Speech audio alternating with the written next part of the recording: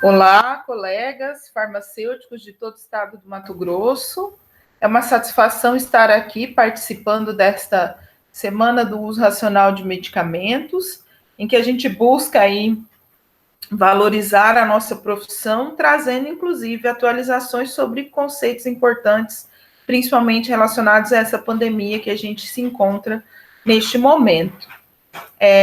Primeiramente, gostaria de agradecer a todos os conselheiros, em especial a diretoria do Conselho Federal, do Conselho Regional de Farmácia, desculpe, pelo convite em participar desta semana com essa videoaula.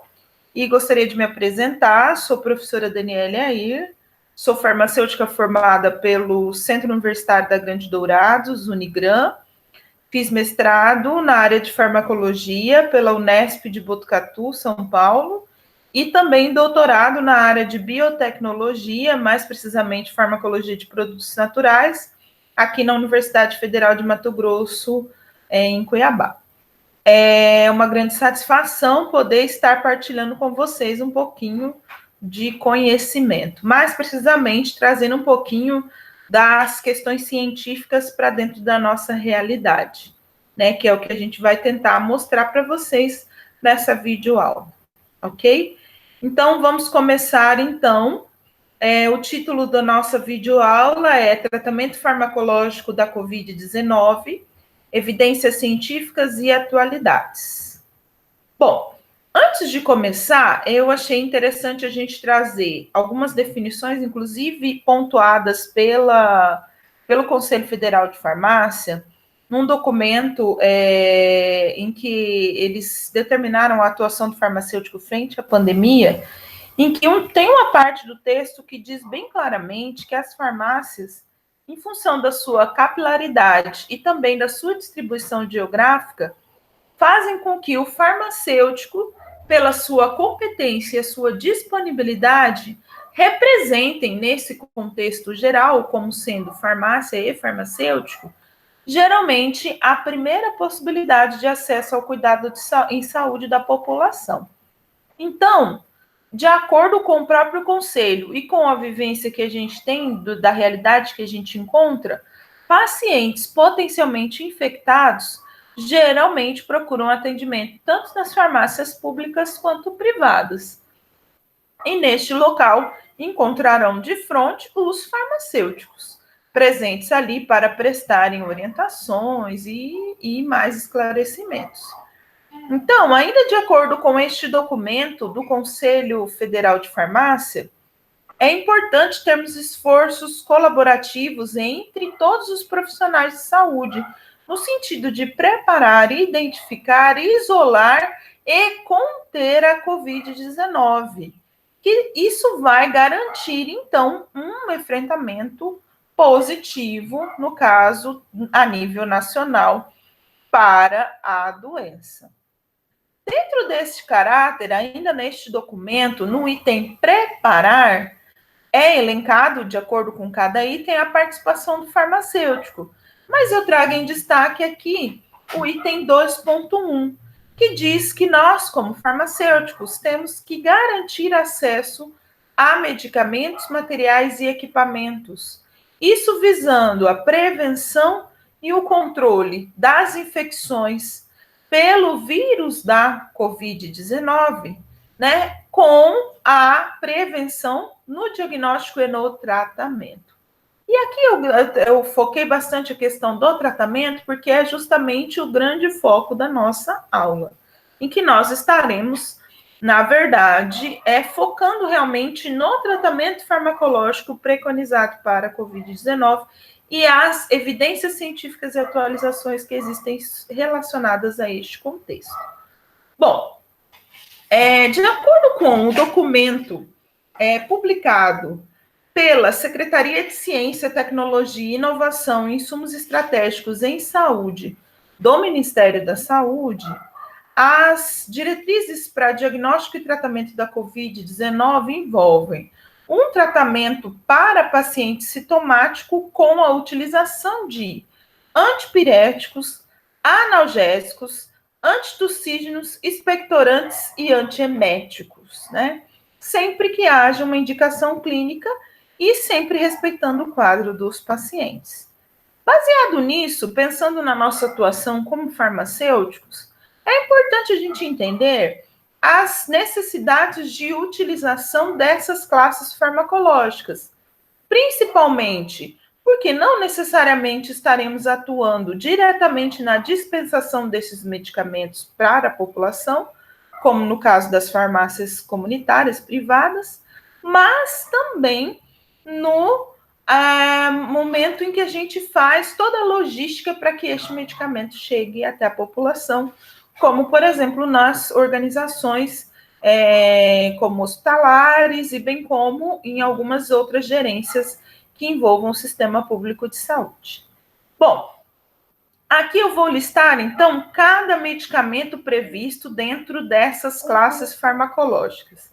Então, no caso específico da analgesia, né, que é o controle dessa dor e febre ocasionado pela infecção por COVID, pelo SARS-CoV-2, recomenda-se preferencialmente o uso de dipirona ou paracetamol, haja visto as não recomendações de outras classes analgésicas e antipiréticas. Já também são indicados inibidores da bomba de prótons, como, por exemplo, o omeprazol e seus derivados, naqueles pacientes que possuem risco de sangramento intestinal, gastrointestinal. Deve-se focar aqui que é indicado naqueles pacientes que possuem risco, né? Ou que já tenham tido algum agravamento por conta dessas patologias. Então, também pode ser utilizado esse tipo de medicamento. Além do mais, sugere-se o uso de anticolinérgicos, como o brometo de ipatrópio, já conhecido fármaco broncodilatador, muito utilizado por pacientes asmáticos ou com bronquite asmática, e que eles apresentam, então, dispneia, tosse, sibilo, a própria infecção, ou desculpa, a própria SARS e a dificuldade respiratória devido ao aumento da secreção das vias respiratórias, aí contribuindo, então, como um broncodilatador efetivo. Além do mais, nos pacientes com disfunção de coagulação, para reduzir o risco de tromboembolismo, também pode-se utilizar o anticoagulante heparina para o tratamento. Isso é o tratamento preconizado para pacientes sintomáticos previsto nessa diretriz divulgada pelo Ministério da Saúde. Porém, o que a gente tem ouvido é que inúmeras orientações têm surgido, com vários estudos sendo realizados, para que se encontrem, então, outras alternativas, já que esta infecção por SARS-CoV-2 e a própria COVID-19 e a própria síndrome respiratória aguda grave gerada por essa doença são condições novas e que muitas vezes não existem um tratamento padronizado. Alguns estudos buscaram avaliar se outras classes medicamentosas, como antivirais, corticosteroides, antimaláricos e antihipertensivos, em específicos inibidores da ECA, enzima conversora de angiotensina, ou dos bloqueadores dos receptores de angiotensina, seriam efetivos no controle, né, destas alterações e, consequentemente, da morbidade gerada por elas, ou se seriam efetivos aí na manutenção na regressão, dos sinais e sintomas dessa doença e os seus efeitos. A grande maioria, no entanto, destes estudos não possui registro em bula para o uso em COVID. E por isso são estudos que nós identificamos como sendo uso off-label, ou seja, um uso não comum, né? E que faz com que muitos estudos acabem sendo essencialmente teóricos ou de baixa qualidade. Baseado nisso, é possível nós encontrarmos, inclusive no site do Ministério da Saúde, ainda pelo Departamento de Ciência e Tecnologia da Secretaria de Ciência, Tecnologia e Inovação de Insumos Estratégicos em Saúde, informes diários sobre evidências científicas que comprovem ou que busquem novas terapias farmacológicas para a Covid-19. E aí, eu achei interessante trazer esta última atualização de 1º de maio, em que a gente tem que foram encontrados 12 artigos e 16 protocolos com novas possibilidades ou tratamento específico para a Covid-19. Dentre os quais temos aí revisões sistemáticas, estudos de corte, estudos de caso-controle, relatos séries de caso e, o mais interessante, a maioria dos estudos envolve opiniões de expert e estudos em animais ou in vitro, o que torna muitas destas evidências ainda evidências com fraco embasamento científico. Dentro disso, eu resolvi trazer, inclusive com os documentos que a gente tem, que eu tenho em mãos, que esses que eu já mostrei, que eu vou até referenciar para vocês, eu resolvi trazer sobre as principais tentativas de buscas de tratamento farmacológico específico para a COVID. E aí tentar entender um pouquinho como está sendo feito e o que a gente tem de atualizações, ok? Bom, começando pelas mais famosas aí, hidroxicloroquina e cloroquina. É importante frisar que estas substâncias utilizadas para o tratamento da malária estão em estudo experimental e que as evidências ainda não são suficientes, se tornando incipientes para definir uma recomendação específica.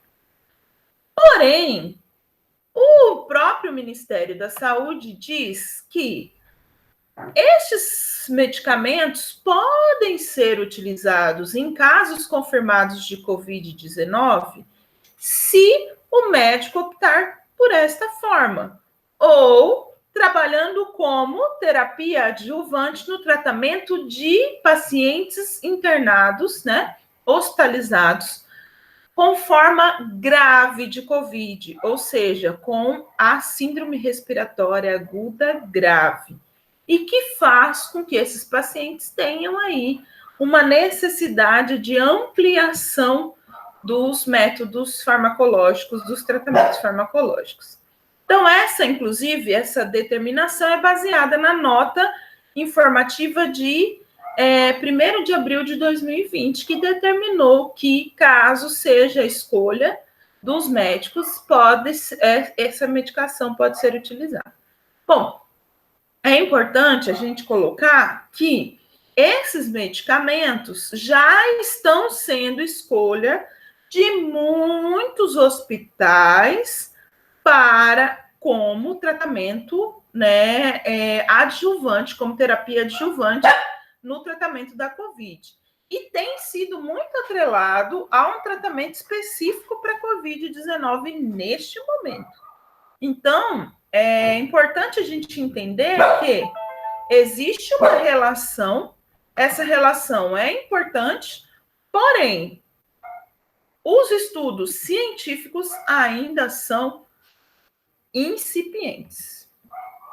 Bom, outro tratamento farmacológico específico para a COVID seria relacionado à antibiótico terapia com antibióticos de amplo espectro e muito utilizados a níveis hospitalares. Porém, assim como a hidroxicloroquina e a cloroquina, as evidências encontradas até o momento não suportam a utilização da antibiótico terapia em pacientes com Covid-19 sem que se tenha determinada a infecção bacteriana também associada à infecção viral. Então, se a infecção bacteriana associada não puder ser descartada, aí os pacientes com quadros leves, podem receber amoxicilina, azitromicina ou fluocloroquinolonas.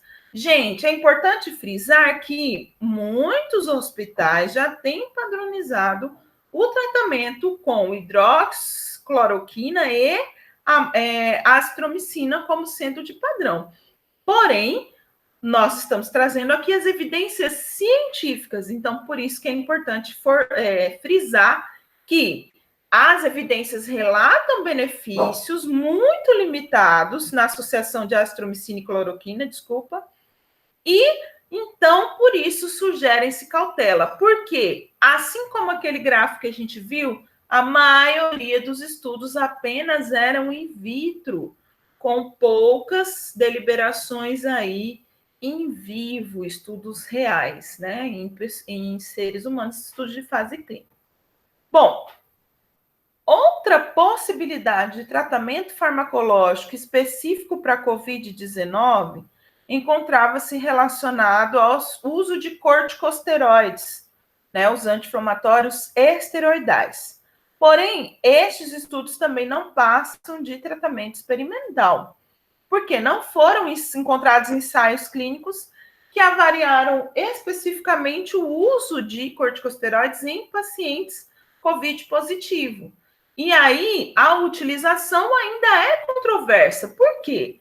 Tem estudos que sugerem benefícios em algumas subpopulações específicas, mas outros estudos sugerem piora. Por quê? Uma das características dos corticosteroides é justamente aumentar a carga viral, aumentar o tempo de internação e aumentar o risco de infecção secundária. Caracteristicamente, uma das reações possibilitadas aí pelo uso destes medicamentos. Então, é por isso que, assim como os demais medicamentos, os corticosteroides eles poderão ser considerados no tratamento de pacientes graves com síndrome respiratória aguda grave internados, mas que estejam dentro de um contexto de pesquisa clínica, não sendo liberado aqui, então, de acordo com os protocolos médicos, ok? Segundo a diretriz, tá? Bom, outros medicamentos que também foram previstos e estudados aí para o tratamento específico da COVID são os antirretrovirais lopinavir e ritonavir, né? Porém, também as evidências sugerem não haver benefício com o uso dessa associação em pacientes com pneumonia e a associação poderá ser considerada para o tratamento de pacientes internados desde que relacionados a uma pesquisa clínica e não necessariamente num contexto de escolha médica. Bom, em relação aos antipertensivos, inibidores da ECA e os bloqueadores dos receptores da angiotensina, mais conhecidos aí como captopril, enalapril e valsartana, losartana, estes medicamentos também foram estudados de forma experimental.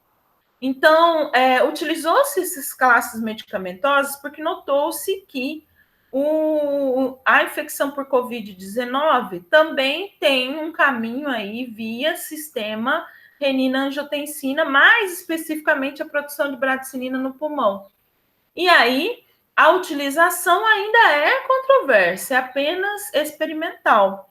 Então, ainda por conta disso, não se deve considerar o uso destes medicamentos como opções terapêuticas. Mas pacientes que são hipertensos ou com outras comorbidades, que já fazem uso de ECA e que usam bloqueadores receptores de angiotensina, devem continuar o seu tratamento com essa classe medicamentosa, com essas classes medicamentosas, para que não tenha problemas aí. Tudo, é claro, com recomendação médica. O tocilizumab também foi utilizado como tratamento experimental, onde as evidências disponíveis até o momento não suportaram uma recomendação e o uso somente poderá ser utilizado se estiver relacionado a pacientes que estejam em um contexto de pesquisa clínica. A ivermectina, que surgiu uma grande história, e principalmente por conta do ministro de Ciência e Tecnologia, que divulgou a questão de alguns estudos com a ivermectina, né? Apesar desse boom gerado, e eu sei que teve muita procura desse medicamento nas farmácias, buscando, né, o uso. Então, ainda não existem evidências clínicas suficientes que permitam tecer qualquer recomendação quanto ao uso dessa classe medicamentosa para pacientes. Todos os estudos ainda estão a nível de estudos clínicos sem evidências científicas efetivas. Em relação a alguns estudos como antagonistas do receptor de endotelina, né, que também seria um tratamento experimental, também não existem evidências publicadas, mais especificamente pela Bozentana, e também são apenas estudos prévios. A terapia com plasma de convalescentes, né, apesar de ter tido também um grande boom pela mídia, como sendo uma das possibilidades alternativas, as evidências científicas ainda são fracas e não suportam essa utilização. Mas, dentro de um contexto de alguma pesquisa clínica, este uso poderá ser considerado associado, é claro, às outras terapias. O uso do atazanavir também é um estudo experimental, sem evidências clínicas, e eles não recomendam utilizar essa classe esse medicamento como tratamento para a COVID.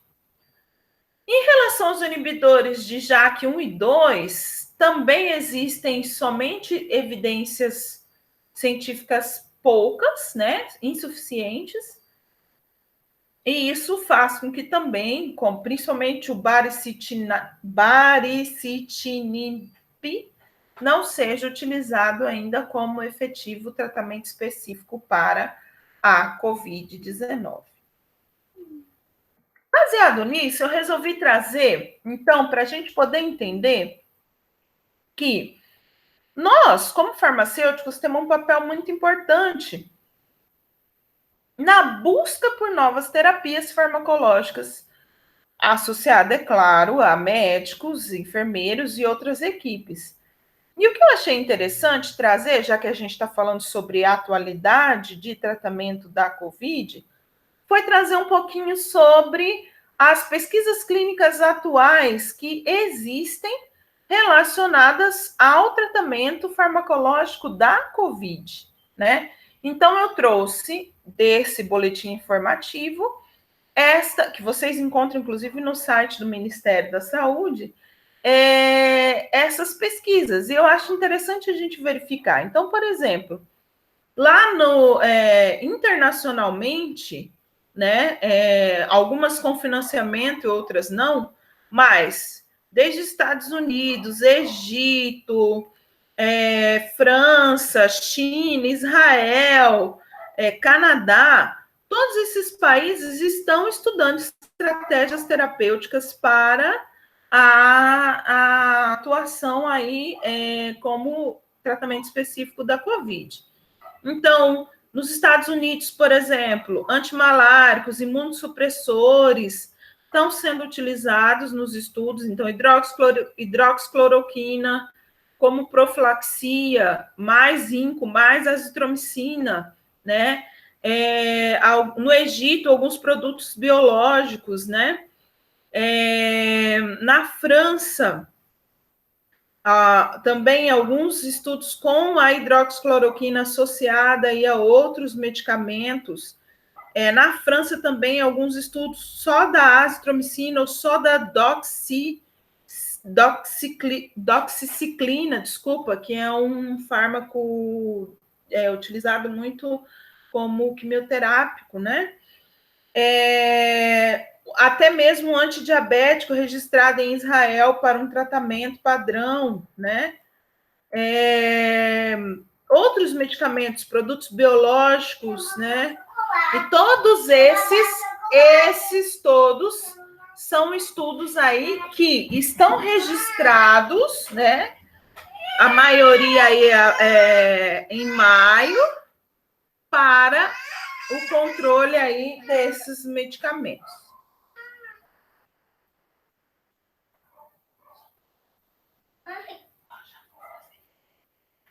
Bom, aí a gente sempre se pergunta, e no Brasil, como é que estão as coisas, né?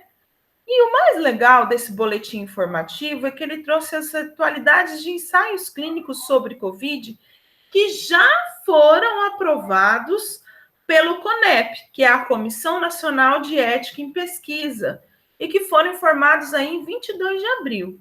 Então, olha só, a gente já tem um estudo do Hospital Albert Einstein que avalia a hidroxicloroquina associada à azitromicina. A gente tem um estudo do DEMP, Diretoria de Ensino e Pesquisa, que estuda o difosfato de cloroquina. A gente tem um estudo aberto também para a utilização de hidroxicloroquina e azitromicina na Associação Beneficente Síria, né? A gente tem lá pela Fiocruz um estudo internacional para o estudo aí de tratamentos adicionais, e aí não especifica qual, né? A gente tem avaliação de protocolo de tratamento com associação de cloroquina, hidroxicloroquina e azitromicina por Fortaleza. Aí tem também vacina sendo desenvolvida pela Faculdade de Medicina de São Paulo, né? Então, corticosteroides, azitromicina. Então, tudo isso para mostrar para vocês que, tem mais plasma convalescente, né? Bloqueadores receptores de angiotensina, N-acetilcisteína, que mais? Então, são, na verdade, 27, 30 estudos já aprovados para pesquisas clínicas a nível nacional no CONEP. E isso mostra que nós do Brasil estamos buscando também alternativas para o tratamento farmacológico aí da COVID. Então, eu quis mostrar para vocês as evidências que a gente tem até agora, que ainda são fracas, e as atualidades, que são as buscas que a gente tem aí nessas utilizações, inclusive com terapias que não eram esperadas, como inibição farmacológica de bradicinina, né, dentre outros, tá? E aí a gente sempre fica na pergunta, e eu como farmacêutico, o que eu poderia fazer? Existem inúmeros editais para pesquisas científicas que estão relacionados à Covid-19 no Brasil, e com, inclusive, financiamento. Então, eu resolvi trazer um pouquinho para vocês. É claro que a maioria precisa ter doutorado para poder encaminhar, mas você pode fazer parte de uma dessas comissões, de uma dessas equipes, e trabalhar em conjunto aí para que talvez até a gente encontre novas terapias farmacológicas promissoras. Então, aqui a gente tem, por exemplo, edital da Fiocruz, que tem edital de ideias e produtos inovadores, tem também edital de geração de conhecimento para o enfrentamento da pandemia. Estes, né, um já fechou o edital, o outro fecha dia 11 ainda, então talvez dê até para se participar. Existem editais da CAPES também relacionados às epidemias, então, tanto para aprovação de projetos de pesquisa, para desenvolvimento, sejam esses de estudos clínicos ou até mesmo de pesquisas, né? E também para aprovação de bolsas de pós-doutorado ou doutorado. Existe também chamadas do CNPq, e essa já foi também, né? Terminou o prazo, mas que abriam aí uma série de linhas de pesquisa em que o farmacêutico poderia estar diretamente envolvido aí nessas pesquisas. E o que eu trago aqui de realidade? O governo do estado também abriu cadastro para propostas de combate ao Covid-19 em Mato Grosso. E essas inscrições também foram até o dia 5, mas mostra que, muito próximo da gente, nós temos alternativas para talvez nos tornarmos atores desta busca por novas terapias farmacológicas aí no estado de Mato Grosso, tá? Bom, com isso tudo, eu vou finalizar, na verdade, essa minha fala, essa videoaula, trazendo realmente um texto que eu gostei muito do Dr. Drauzio Varela, que ele falou sobre este momento em que nós estamos. E ele diz, mas, especialmente vocês, farmacêuticos, têm a importância muito grande agora em informar as pessoas e explicar para elas como é que elas devem se comportar para evitar infecção. E para aqueles que já foram infectados, quais são os cuidados que eles devem ter para não transmitir e também os cuidados consigo mesmo. Qual é a hora de ir para o hospital? Qual é a hora que tem que procurar atendimento? E especialmente avisar que eles têm que prestar atenção quando sentirem falta de ar. Vocês, nós, somos muito importantes, especialmente neste momento, mas não só nele.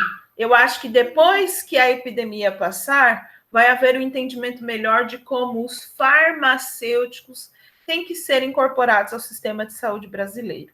Eu tenho maior respeito pela profissão de vocês. Boa sorte, tomem cuidado, doutor Drauzio Varela. Olha, só palmas, e eu acho que não tinha texto melhor para finalizar a nossa videoaula do que esse texto brilhante, mostrando que realmente nós, farmacêuticos, estamos lá nas drogarias, nas farmácias municipais, nas farmácias públicas, em vários locais. Nos hospitais, como a gente viu, né, que tem muitos farmacêuticos atuando em hospitais de referência para Covid, mas nós também podemos estar aí na luta e na busca por novas alternativas terapêuticas para a Covid-19. Nós temos papel fundamental nisso daí. Bom, aqui eu deixo, então, as 3 referências que eu utilizei para essa videoaula. Então, é um documento do Conselho Federal de Farmácia, um documento da Diretrizes para Diagnóstico e Tratamento da Covid, e o último documento, né, que é das evidências que a gente pegou, o mais atualizado aí de 1º de maio de 2020. Diante disso, só tenho a dizer muito obrigada mais uma vez ao Conselho pelo convite, obrigada pela oportunidade de estar trazendo um pouquinho de conhecimento, inclusive científico, para vocês. E fica a dica, nós farmacêuticos nunca podemos parar, né? Nunca podemos parar, inclusive, de estudar, porque sempre precisamos estar nos atualizando. E eu não tenho dúvida de que muitos farmacêuticos, neste momento de crise, estão cada vez mais buscando coisas novas. Agradeço muito pela participação de todos vocês. Um abraço e até a próxima.